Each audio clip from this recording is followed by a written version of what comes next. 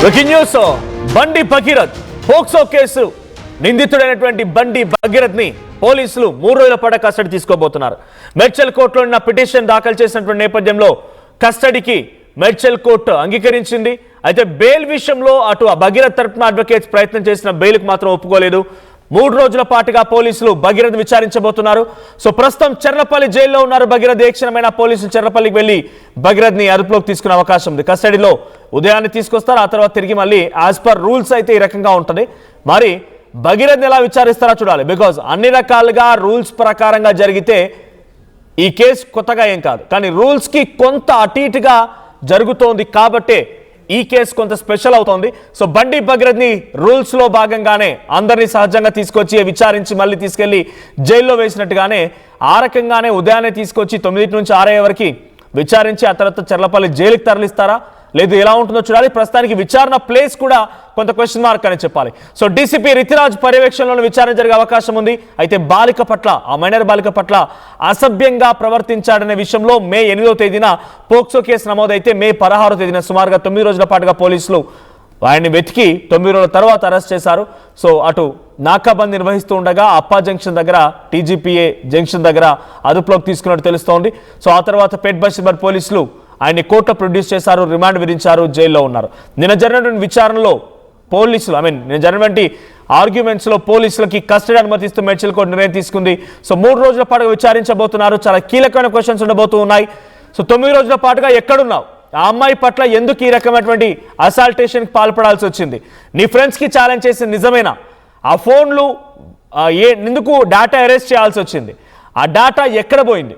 So దీంతో పాటుగా ఇంకా కీలకమైన క్వశ్చన్స్ కూడా ఉన్నాయి. కంటిన్యూస్ సెక్షువల్ అసాల్టేషన్, రిపీటెడ్ సెక్షువల్ అసాల్ట్కి పాల్పడేది కూడా పోలీసులు పలు సెక్షన్లు నమోదు చేశారు కాబట్టి ఆ క్వశ్చన్స్ కూడా బండి భగీరథ్ పైన పోలీసులు విసిరే అవకాశం ఉంది. సో పోలీసులు బండి భగీరథ్ని ఒంటరిగానే ఆయన విచారిస్తారా, లేదు ఇంకెవరైనా ఫ్రెండ్స్ని కూడా, అంటే బండి భగీరథ్ కేసులో ఆయన ఫ్రెండ్స్ కూడా నోటీసులు జారీ చేసినట్టు తెలుస్తోంది కాబట్టి వారిని సైతం అక్కడికి పిలిచి విచారిస్తారా, అడ్వకేట్ సమక్షంలో విచారిస్తారా, లేదా ఎలా విచారిస్తారని మరిన్ని అప్డేట్స్ మా ప్రతినిధి నిర్మల సిద్ధంగా ఉన్నారు.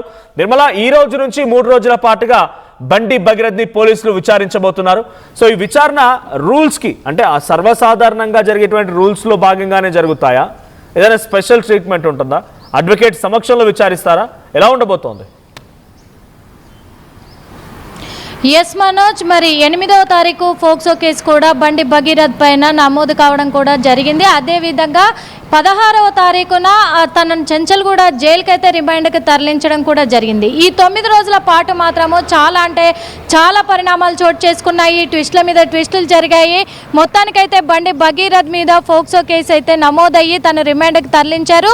అదేవిధంగా పేట్ బషీరాబాద్ పోలీసులు మళ్ళీ మెడ్చల్ కోర్టులో మాత్రము కస్టడీ కోరుతూ 3 రోజుల కస్టడీ కోరుతూ యాక్చువల్గా 10 రోజుల కస్టడీ కోరారు.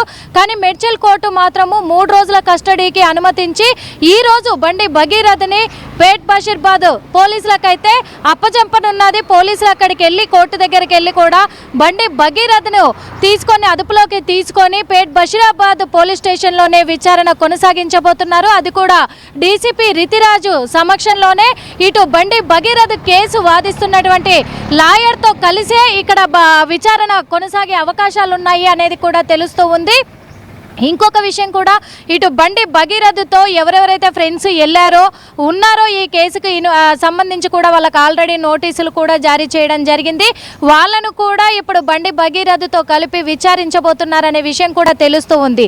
అయితే పేట్ బషీరాబాద్ పోలీస్ స్టేషన్ వరకు లాయర్ వెళ్తారు, కానీ ఇటు బండి భగీరథ్ను మాత్రము సపరేట్ రూమ్లో పెట్టి తనను విచారించే అవకాశాలు ఉన్నట్టుగా తెలుస్తుంది. ఎందుకంటే ఇప్పటి వరకు కూడా బండి భగీరథ్ ఫోన్లో ఏమున్నాయి, అసలు వాళ్ళ చాటింగ్ ఏముంది, బండి భగీరథ్ ఆ అమ్మాయితో ఏం చాటింగ్ చేశాడు, ఏం ఫోన్లో మాట్లాడాడు, అదేవిధంగా ఎలాంటి వీడియోలు తీశాడు, కొన్ని వీడియోలు బయటకు వచ్చాయి కానీ అమ్మాయిని ఎలా హారాస్మెంట్ చేశాడు, ఇవన్నీ కూడా ఇప్పటి వరకు బయటికి రాలేదు. కాబట్టి ఇప్పుడు ఈ విచారణలో భాగంగా బయటకు వచ్చే అవకాశం ఉంది. కాబట్టి ఇటు డీసీపీ ఆధ్వర్యంలోనే మొత్తం విచారణ కొనసాగే అవకాశాలు ఉన్నాయి.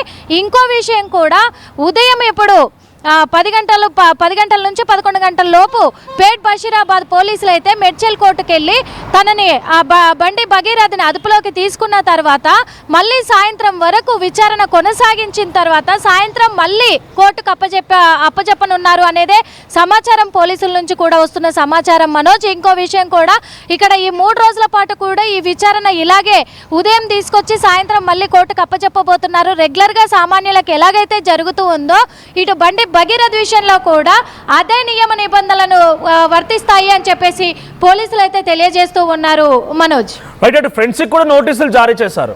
ఆయన ఫ్రెండ్స్ కూడా నోటీసులు జారీ చేశారు కాబట్టి వారిని కూడా దీంట్లో ఇన్వాల్వ్ అయ్యే అవకాశం ఉందా? బికాజ్ బయట సర్క్యులేట్ అవుతున్న న్యూస్ మనకు తెలిసిందే. ఆయన ఏదో ఫ్రెండ్కి ఛాలెంజ్ చేశారని, ఆ అమ్మాయిని పడేస్తానని చెప్పాడని, ఆ అమ్మాయిని లవ్ చేస్తున్నట్టుగా నేను యాక్ట్ చేస్తానని, తర్వాత